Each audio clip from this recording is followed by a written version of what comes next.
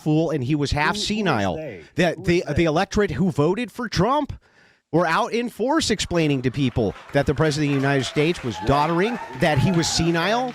They did it all the way. By the way, all the way up to the debate, they were still saying that that Joe Biden was sound of mind. Andrew, listen.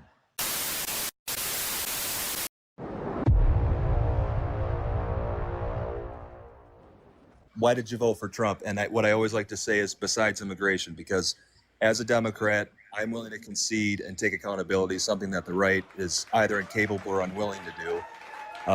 We dropped the ball. Over 10 million illegal immigrants came in. I don't know what exactly was going on there, but either way. Well, I'm willing to engage in that. I wonder if you'd humor me with a question first, and then I promise I'll answer yours. Does that sound fair? Yeah, all I was going to say was, besides immigration, give me some other reasons why. Yeah, that's fair, and I will, I promise. But I want to dive in because it says smart people don't like me. Does that mean that you think Charlie Kirk was stupid? Does that mean I think Charlie Kirk was stupid? Yeah. Hold on a minute. Do I think that means Charlie Kirk was stupid? Yeah, I mean, he clearly liked Trump. Well, when he says smart people don't like me, that's insinuating that he knows what the intelligence level of his base is by him saying that, correct? No, it's just him. It's just him making a joke, bro. The hoops people jump through to justify their hate for Trump is just wild. Here on the open savannah, we observe a rare species, the painted biped. Watch as this liberal clown tries to explain his Trump derangement syndrome using what I call the reckless speech argument. It's ritual, a puzzling attempt to leap through artificial rings. The idea that because Trump is president, he should censor himself to fit some imaginary standard that the left doesn't even follow. So proud of you guys. Has he kept any of these promises? No. No. I think it's bull to say that that we're just gonna, no, I think it's bull to say that people can get away with laughing it off. We are not going to give thoughts and prayers, which to me is just bull. We have no idea which of our most important allies he will have pissed off worse between now and then. And I think it's a bullshit one. Whoa, did you just say BS? I did. They act as if they don't get Trump's sarcasm, satire, or trolling just so that they can call him reckless and dumb. But at the same breath, they turn around and say he's some kind of evil genius. I can't figure it out. I think you're reading too much into it. Well, so this is the thing that we get into. I think you're wrong on that one. This is the thing we get into MAGA, though, with, is where they try and explain away with context, and you didn't understand what he meant. I hear this all the time. All the time. Yeah, I know. I mean, then maybe you should listen to it. No, well, listen to what? Your explanation of what he meant for him? Yeah, well, I mean, so the thing that's funny is, like, most people you talk to in your daily life, I think that you're way more charitable to when it comes to how they utilize hyperbole and how they utilize different phraseology and things like this when they're communicating. But you guys are super uncharitable to Trump, even though Trump was not a groomed career politician. And it shouldn't actually surprise people that he talks more like a regular Joe. So wait a minute. Your excuse for that is unpreparedness? What do you mean? I'm not making an excuse. I'm giving a descriptive claim. That's exactly what I'm making a descriptive claim, not an excuse. No, well, you can give it an adjective, but what you're doing is giving a reason to why. Well, hang on. Aren't you giving it an adjective when you say it's an excuse? No, I mean that's what it is. An adjective? By you explaining something to him, by you trying to give me an explanation of what he meant, that's what that is. You're trying to add context. No, yeah. Well, I'm just trying to give a descriptive claim for what's true. You're going to have to elaborate on that because clearly I'm still not getting it. Yeah. So there's a distinction between a descriptive claim, prescriptive claim, excuse making, non-excuse making. Making an excuse for somebody is they're obviously doing something wrong and you're trying to pardon them somehow from whatever that thing is. That would be making an excuse for them. I'm just giving you a descriptor which would explain the behavior much better than I think the descriptor that you're giving. Most politicians, hang on, I'm almost done. Most politicians are groomed into power. They come from elite families and they come from very elite upbringings. And they're not usually, many of them aren't even from the private sector, like Barack Obama wasn't, for instance. So there's a reason they have a pedigreed speech pattern. We used to call this, in fact, it's so common, we used to have something called a transatlantic accent that was designed to make you sound a certain way. Okay, but I'm struggling to see what your purpose is in explaining that to me. Because I'm just being charitable, like you should be. Like I think you would be to any normal person. You're just not towards him for some reason. I'm not giving him enough benefit of the doubt. Is your position? No, I just think that you're what you do is you ignore a descriptor which would make sense because you just want to hate the guy. A descriptor that makes sense according to your interpretation. Well, it would just make sense according to the people you deal with daily in South Michigan. To the people that I deal with daily. Yeah, in Southwest Michigan for sure. What does that mean exactly? Well, it means that the common factory worker talks a lot like Trump does with hyperbole. They'll say things like, these bastards are screwing us. Well, it's like they're not being specific on who the bastards are, how they're getting screwed, none of that. So hang on. They're utilizing hyperbole, and you would probably give them a pass on that, just not Trump for some reason. It's bizarre to me. For some reason, it's bizarre that I hold the president to more accountable than someone working at a factory. That's bizarre to you? Well, it's not really about holding him accountable. It's just about just about not being charitable. It's about holding him accountable. He's the president of the United States. What's the accountability you're looking for? He's not allowed to use hyperbole because it offends your delicate sensibilities. For him to say, we hate it. We hate them. Hold on one second. Yeah. I just want to land this. Go ahead. Do you think it's appropriate that he would tweet the same kind of things that a factory worker would tweet? Yeah, I think that in the context of his speech pattern, it's probably fine. I think that was one of his big appeals. That's just a funnel. Hang on. I think it was one of his big appeals to people in the private sector on Main Street was the hyperbolic way in which he spoke, which reminded them of how normal people speak. Yeah. Oh no, he definitely is aware of the power he has and how he uses his words. 100%. He's not nearly as dumb as people claim him to be. I 100% agree with you. That doesn't make it apropos for the position he has. Well, how should he talk? Not like he does. Yeah, but that's not telling me anything. How should he talk in normal? What is the way he's allowed to talk, which would be acceptable to you?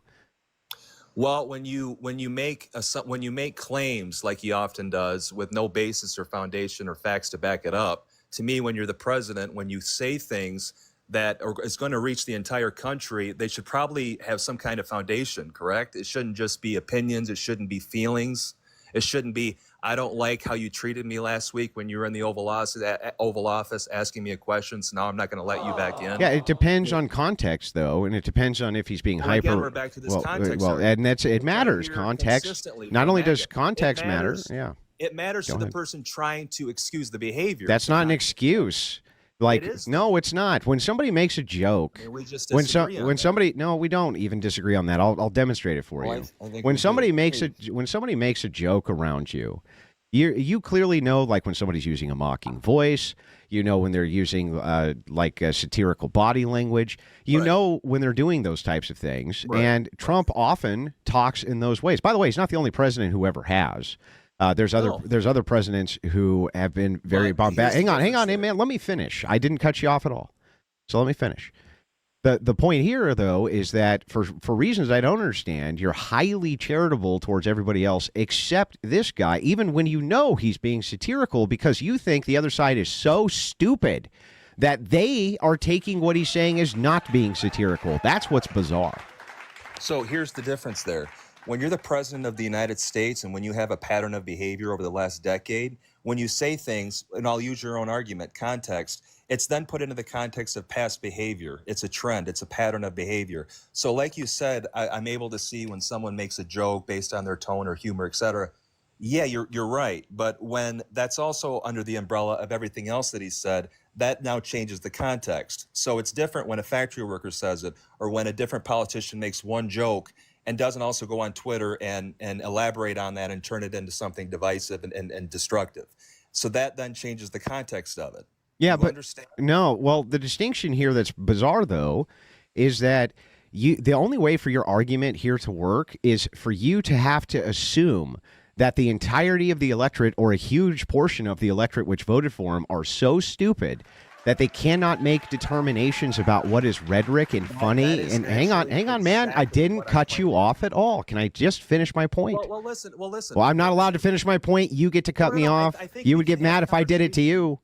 I think we can have a conversation where we can take a break and I can have a retort. Okay, so I that's don't get lost well. in what you're You're not saying. getting lost. I didn't even speak for 15 seconds. Calm down, dude. No, but no. Calm down, dude. Let me just finish. Let me just This finish, is also bro. another tactic that MAGA uses. You mean not cut you off at all? I didn't cut you off at all. What do you What I'm mean? saying is the type. I type know of what you're conversation- saying. I'm making a rebuttal. Can I make it?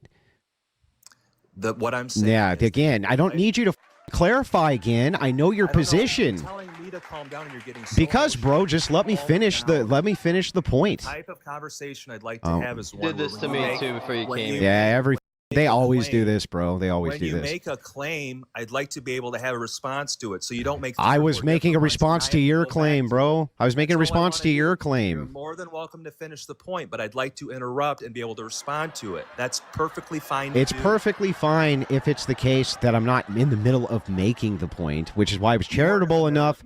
I was charitable enough not to cut you off at all. So, You're as, not in the middle of making the anyway, point. this meta conversation is very boring. Can I just make the point and then you can respond I think to now it? You're getting insecure that you're making.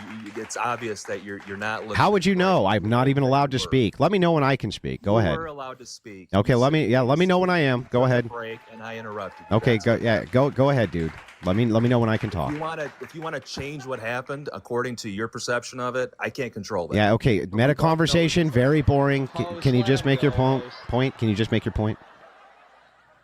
Well, it wasn't a point. It was a question based on the statement you made, which is all I wanted to do. And you got emotional and started getting upset. This is still the meta conversation. Whatever it is that you want to say, just say it. Please just go on with your point. Oh my! Now I can talk. That's great. Yeah, finish your point. So you don't even remember what you were saying. But anyway, the point is, and this is super easy, is that your argument hinges literally on assuming that a large portion of the electorate is too stupid to understand when satire is happening, body language is happening, they can't discern jokes, things like this. Your argument actually hinges on that, and you'd have to demonstrate it. You'd have to actually demonstrate that that's the case. Well, I will. There's no other way to explain how people can vote against their own interests. When he says things to his own supporters that aren't true, and he changes things one day to the next, how can I believe that these very same people that fall into that trap are able to tell the difference in someone's tone and what they mean by what they say? How can I expect them to be able to do that when they literally change their entire opinion day to day based on what he tells them to think? If your brain is able to do that, if you're able to somehow compartmentalize a fact you learned yesterday and now it's a different fact today, I don't trust that you're also able to do other things. Yeah, but do you see how you're making the assertion here that all those people are really stupid and that's why they do that? And your side's just so smart that they can see right through it, right? But the thing is so funny here is that I can give you multiple examples of jokes that Joe Biden has made that you would give him a pass on and not care about whatsoever.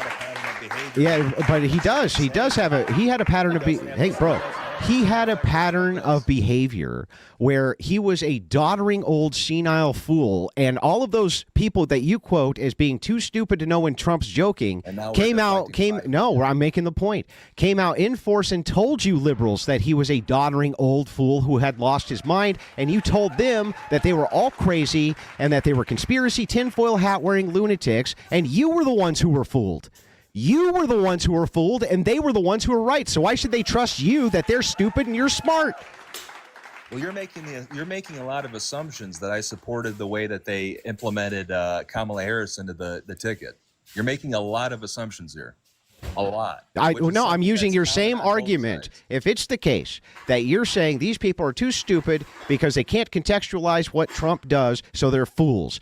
Whereas you and your whole side was told by those same people that the president of the United States was a doddering old fool, couldn't even remember where he was, and your side said they were tinfoil hat wearing conspiracy theorists when they were the ones who were right, and they're the ones who aren't supposed to be believed, but you are, when you had a guy who was in office who had access to the nuclear codes who couldn't remember his own last name. Does that sound like I should trust you people or trust the people who told you that?